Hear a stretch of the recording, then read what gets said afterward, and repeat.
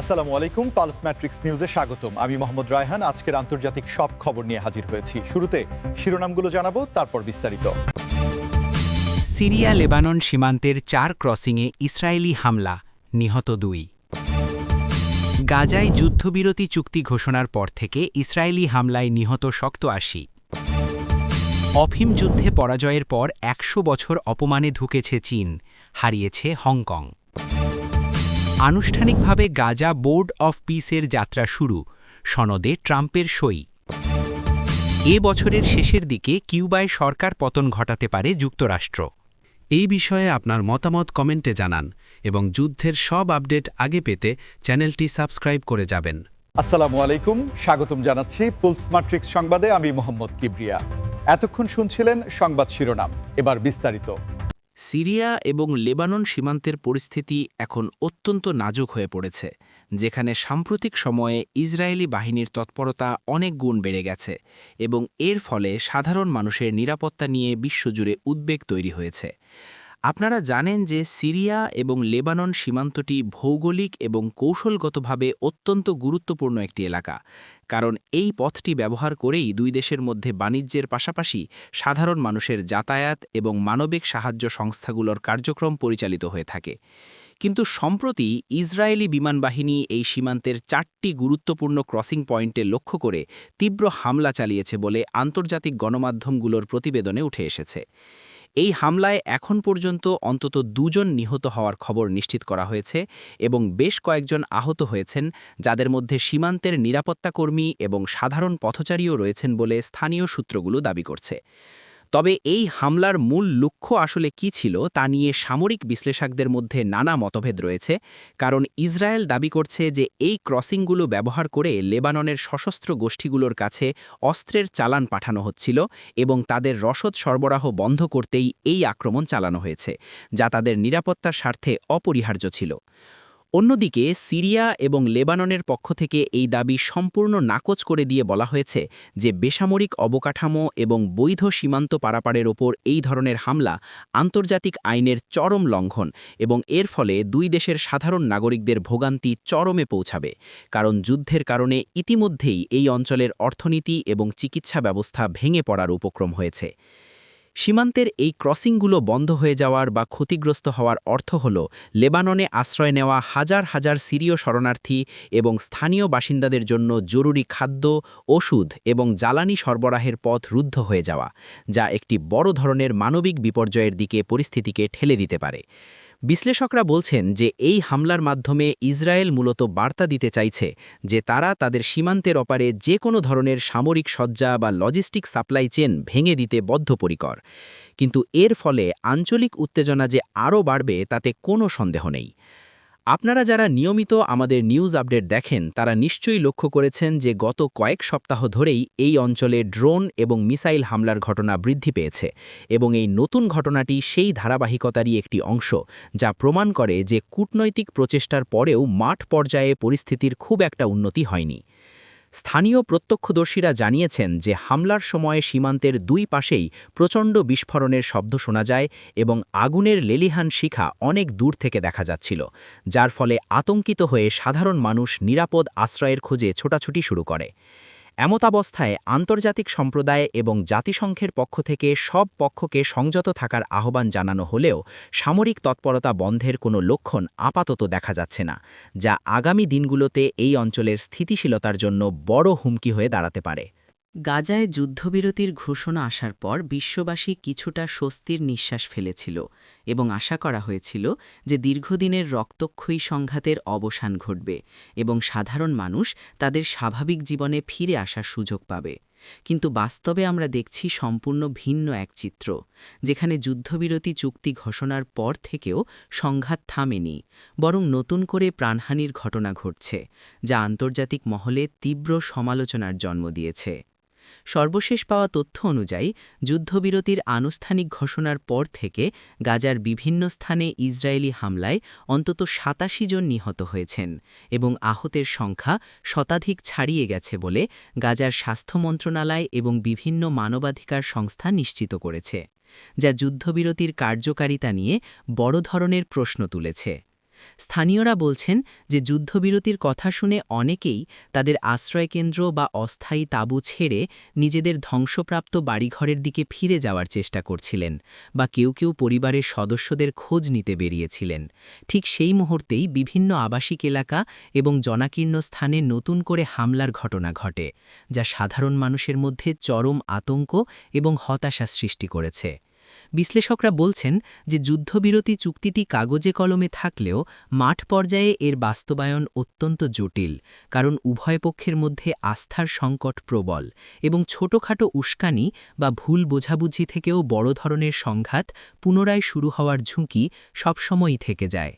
বিশেষ করে গাজার উত্তরাঞ্চল এবং দক্ষিণাঞ্চলের বেশ কিছু এলাকায় এখনও সামরিক অভিযান এবং বিমান হামলা অব্যাহত রয়েছে বলে খবর পাওয়া যাচ্ছে, যেখানে ইসরায়েলি বাহিনীর দাবি তারা নিরাপত্তা হুমকির মুখে পাল্টা ব্যবস্থা নিচ্ছে।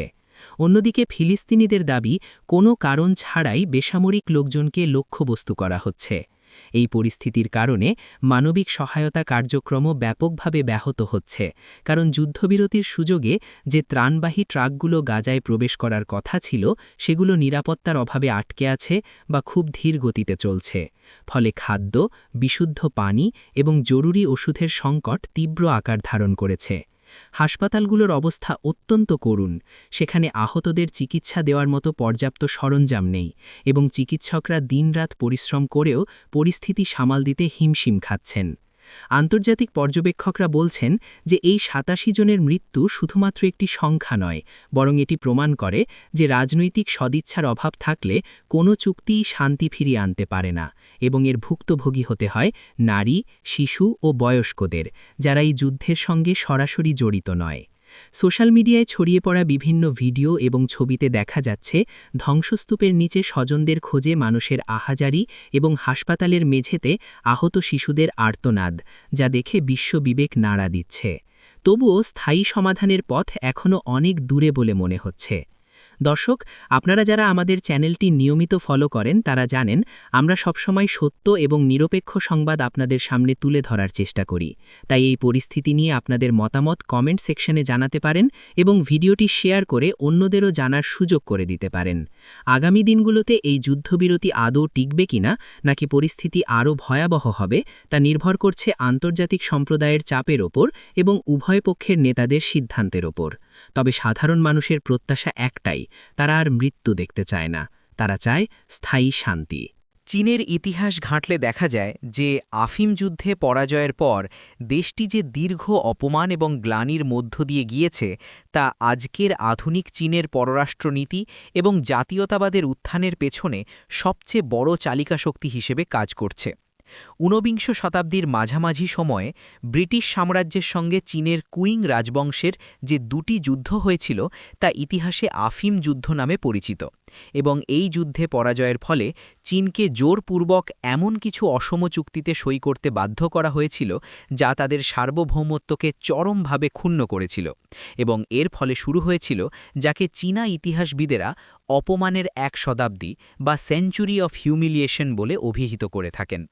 এই সময়ের সবচেয়ে বড় ট্র্যাজেডি ছিল হংকংয়ের মতো একটি গুরুত্বপূর্ণ দ্বীপ হাতছাড়া হওয়া, যা ব্রিটিশরা তাদের কলোনি বা উপনিবেশ হিসাবে দখল করে নিয়েছিল, এবং দীর্ঘ প্রায় ১৫০ বছর পর ১৯৯৭ সালে তা চীনের কাছে ফিরিয়ে দেওয়া হলেও সেই পরাজয়ের ক্ষত আজও চীনা মানুষে গভীরভাবে গেঁথে আছে। ইতিহাস বলছে ব্রিটিশরা চীনের চায়ের বিনিময়ে রৌপ্য মুদ্রা দিতে দিতে ক্লান্ত হয়ে পড়েছিল, এবং বাণিজ্য ঘাটতি কমাতে তারা চীনে অবৈধভাবে আফিম বা মাদক পাচার শুরু করে, যা চীনা সমাজকে ধ্বংসের মুখে ঠেলে দিচ্ছিল। আর যখন চীনা প্রশাসন এর বিরুদ্ধে কঠোর অবস্থান নেয়, তখনই ব্রিটিশরা তাদের উন্নত নৌবাহিনী নিয়ে আক্রমণ চালায়, এবং প্রযুক্তিগতভাবে পিছিয়ে থাকা চীন সেই যুদ্ধে শোচনীয়ভাবে পরাজিত হয়।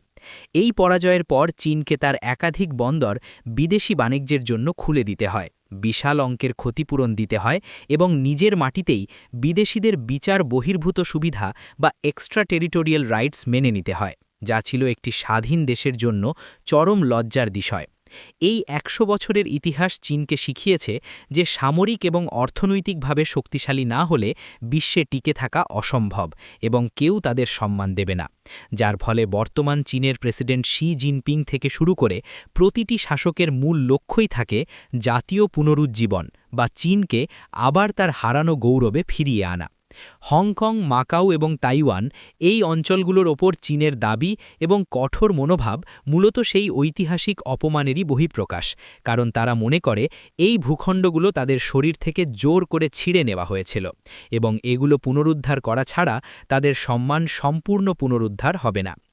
আজকের দিনে চীন যখন পশ্চিমা বিশ্বের চোখে চোখ রেখে কথা বলে বা দক্ষিণ চীন সাগরে তাদের প্রভাব বিস্তার করে, তখন বুঝতে হবে এর শিকড় সেই আফিম যুদ্ধের পরাজয়ের গ্লানির মধ্যেই প্রথিত, কারণ তারা প্রতিজ্ঞা করেছে যে আর কখনোই কোনো বিদেশি শক্তি তাদের ওপর ছড়ি ঘোরাতে পারবে না। এই ঐতিহাসিক প্রেক্ষাপট না জানলে বর্তমানের চীন মার্কিন উত্তেজনা বা হংকংয়ের রাজনৈতিক পরিস্থিতি পুরোপুরি বোঝা সম্ভব নয়। তাই ইতিহাসের এই অধ্যায়টি অত্যন্ত প্রাসঙ্গিক এবং শিক্ষণীয়। দর্শক, ইতিহাসের এই ঘটনা আমাদের মনে করিয়ে দেয় যে একটি জাতির উত্থান পতনের পেছনে কত গভীর বেদনা এবং লড়াই লুকিয়ে থাকে, এবং আজকের সুপার পাওয়ার চীন একদিন কতটা অসহায় ছিল তা জানলে বর্তমান বিশ্ব রাজনীতির অনেক জটিল সমীকরণ সহজ হয়ে যায়। মধ্যপ্রাচ্যের রাজনীতিতে আবারও এক নাটকীয় মোড় দেখা দিয়েছে এবং এবার আলোচনার কেন্দ্রবিন্দুতে রয়েছে গাজার ভবিষ্যৎ শাসন ব্যবস্থা, কারণ আনুষ্ঠানিকভাবে বোর্ড অফ পিস বা শান্তি পর্ষদ নামের একটি নতুন প্রশাসনিক কাঠামোর যাত্রা শুরু হয়েছে, যার সনদে স্বাক্ষর করেছেন সাবেক মার্কিন প্রেসিডেন্ট এবং বর্তমানের প্রভাবশালী রাজনৈতিক ব্যক্তিত্ব ডোনাল্ড ট্রাম্প। এই ঘটনাটি আন্তর্জাতিক রাজনীতিতে ব্যাপক আলোচনার জন্ম দিয়েছে, কারণ গাজার দীর্ঘদিনের সংঘাত এবং ধ্বংসযজ্ঞের পর সেখানকার পুনর্বাসন এবং শাসনভার কিভাবে পরিচালিত হবে তা নিয়ে দীর্ঘদিন ধরেই নানা জল্পনা কল্পনা চলছিল। আর এই বোর্ড অফ পিস গঠন সেই প্রশ্নেরই একটি সম্ভাব্য উত্তর হিসেবে সামনে এসেছে। প্রাপ্ত তথ্য অনুযায়ী এই বোর্ডের মূল লক্ষ্য হবে যুদ্ধবিধ্বস্ত গাজাকে নতুন করে গড়ে তোলা, আন্তর্জাতিক ত্রাণের সঠিক ব্যবহার নিশ্চিত করা এবং এমন একটি প্রশাসনিক ব্যবস্থা কায়েম করা যেখানে কোনো নির্দিষ্ট সামরিক গোষ্ঠীর একচ্ছত্র আধিপত্য থাকবে না, বরং একটি বহুপাক্ষিক এবং প্রযুক্তিগতভাবে দক্ষ টেকনোক্র্যাট বডি পুরো বিষয়টি তদারকি করবে। ডোনাল্ড ট্রাম্পের এই সনদে সই করার বিষয়টি অত্যন্ত তাৎপর্যপূর্ণ, কারণ এটি ইঙ্গিত দেয় যে যুক্তরাষ্ট্রের একটি বড় অংশ বা রিপাবলিকান শিবির গাজার ভবিষ্যতে সরাসরি প্রভাব রাখতে চায় এবং তারা মনে করে যে প্রচলিত রাজনৈতিক সমাধানের বাইরে গিয়ে কিছুটা ব্যবসায়িক এবং বাস্তবিক মডেলে গাজার সমস্যার সমাধান করা সম্ভব। এই বোর্ডের আওতায় গাজার অবকাঠামো উন্নয়ন, স্কুল কলেজ পুনর্নির্মাণ এবং স্বাস্থ্যসেবা খাতকে ঢেলে সাজানোর কথা বলা হয়েছে। তবে এর নেপথ্যে কোনো দীর্ঘমেয়াদী রাজনৈতিক এজেন্ডা বা ইসরায়েলের নিরাপত্তা নিশ্চিত করার কোনো গোপন শর্ত আছে কিনা তা নিয়ে ফিলিস্তিনিদের মধ্যে মিশ্র প্রতিক্রিয়া দেখা যাচ্ছে।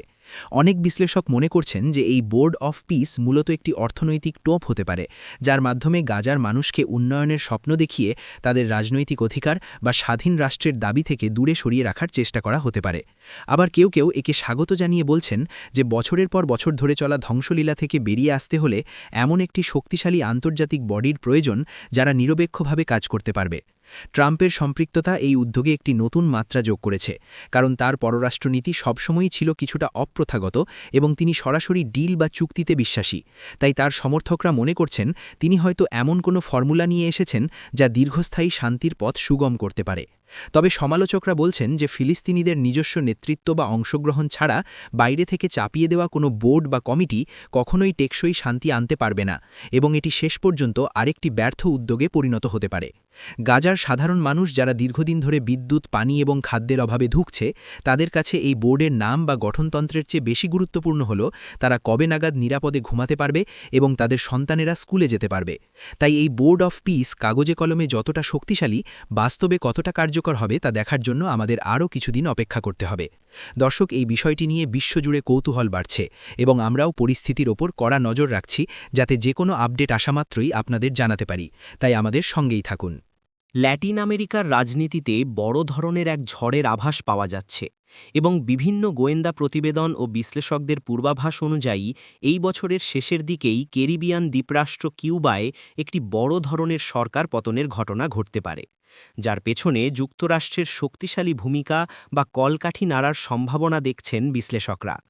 কিউবা এবং যুক্তরাষ্ট্রের মধ্যকার বৈরী সম্পর্ক বা স্নায়ুযুদ্ধ নতুন কোনো ঘটনা নয়, দশকের পর দশক ধরে সমাজতান্ত্রিক কিউবাকে কোণঠাসা করে রাখতে যুক্তরাষ্ট্র বিভিন্ন সময়ে অর্থনৈতিক নিষেধাজ্ঞা বা এম্বার্গো আরোপ করেছে। কিন্তু এবারের পরিস্থিতি কিছুটা ভিন্ন, কারণ কিউবার অভ্যন্তরীণ অর্থনীতি বর্তমানে ইতিহাসের অন্যতম ভয়াবহ সংকটের মধ্য দিয়ে যাচ্ছে।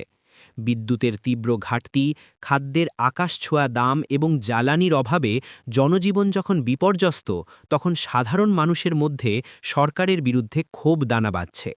আর এই সুযোগটিকেই যুক্তরাষ্ট্র কাজে লাগিয়ে সেখানে একটি রেজিম চেঞ্জ বা সরকার পরিবর্তনের ছক কষছে বলে মনে করা হচ্ছে। আন্তর্জাতিক সম্পর্ক বিশ্লেষকরা বলছেন যে ওয়াশিংটন চাইছে কিউবার বর্তমান কমিউনিস্ট সরকারের পতন ঘটিয়ে সেখানে একটি পশ্চিমাপন্থী বা গণতান্ত্রিক সরকার প্রতিষ্ঠা করতে, এবং এজন্য তারা সোশ্যাল মিডিয়া ক্যাম্পেইন, বিরোধী দলগুলোকে গোপন সহায়তা এবং অর্থনৈতিক চাপ আরও বাড়িয়ে দেওয়ার কৌশল নিয়েছে। আপনারা হয়তো লক্ষ্য করেছেন যে সাম্প্রতিক সময়ে কিউবায় ছোট ছোট বিক্ষোভের ঘটনা ঘটছে, যা আগে খুব একটা দেখা যেত না, এবং এই বিক্ষোভগুলোকে আন্তর্জাতিক মিডিয়ায় খুব গুরুত্ব সহকারে প্রচার করা হচ্ছে, যা একটি পরিকল্পিত ন্যারেটিভ তৈরির অংশ হতে পারে। এবছরের শেষের দিকটি কিউবার জন্য রাজনৈতিকভাবে অত্যন্ত সংবেদনশীল সময় হতে পারে, কারণ অর্থনৈতিক কষ্ট যখন সীমা ছাড়িয়ে যায় তখন জনগণ রাস্তায় নেমে আসতে বাধ্য হয়, আর সেই আগুনেই ঘি ঢালতে পারে যুক্তরাষ্ট্রের পররাষ্ট্রনীতি। তবে কিউবার সরকারও বসে নেই। তারা তাদের বন্ধু রাষ্ট্র যেমন রাশিয়া এবং চীনের সঙ্গে সম্পর্ক আরও জোরদার করার চেষ্টা করছে, যাতে অর্থনৈতিক ধস ঠেকানো যায় এবং যুক্তরাষ্ট্রের এই সম্ভাব্য পরিকল্পনা নস্যাৎ করা যায়। ঐতিহাসিক প্রেক্ষাপট বিবেচনা করলে দেখা যায় ফিডেল কাস্ট্রোর আমল থেকেই যুক্তরাষ্ট্র কিউবায় সরকার পরিবর্তনের চেষ্টা করে আসছে, কিন্তু তারা সফল হয়নি। তবে বর্তমানের ইন্টারনেট এবং গ্লোবালাইজেশনের যুগে তরুণ প্রজন্মের চিন্তাভাবনায় পরিবর্তন এসেছে, এবং তারা হয়তো পুরনো আদর্শের চেয়ে উন্নত জীবনযাত্রাকে বেশি প্রাধান্য দিচ্ছে, যা যুক্তরাষ্ট্রের পরিকল্পনার জন্য সহায়ক হতে পারে। যদি সত্যিই কিউবায় সরকার পতন ঘটে, তবে তা হবে ল্যাটিন আমেরিকার ভূ রাজনীতিতে এক বিশাল পরিবর্তন, যা ভেনেজুয়েলা সহ অন্যান্য বামপন্থী সরকারগুলোর জন্য সতর্ক বার্তা হিসাবে কাজ করবে।